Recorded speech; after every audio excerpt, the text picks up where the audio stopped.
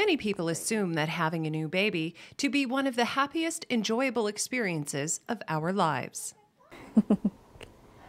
But because of an overabundance of hormones, drastically changing sleep patterns, and a complete 360 turn in life, mental health challenges often emerge or even get worse during the postpartum time.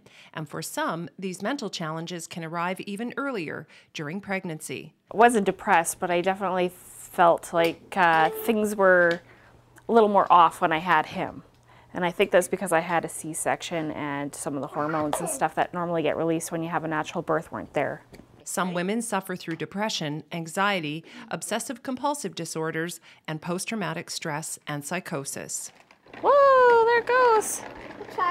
Is it going down the slide? What is postpartum depression? Tuscalea developed postpartum depression and postpartum obsessive-compulsive disorder after the birth of her first child. She realized she needed help after looking down at her hands and seeing tiny little cuts all over them, the result of constant hand washing. With some help, treatment, and support, she recovered and found herself realizing her next step was to reach out to others, and she has done just that. Firstly, by forming the Postpartum Disorder Awareness Project, then by reaching out to partner with the Canadian Mental Health Association to create a support group here in the Valley. If you really truly want to help people with mental illness, you need to make a very clear path from them to the help that they need. And often the path is anything but. It's like an obstacle course. To give an example as to how art therapy can help someone heal, I'm just noticing this lovely painting that's sitting here on the wall, and I see running through the painting is a river. Yeah. And one exercise we do is having the participants draw a river that represents the course of their life.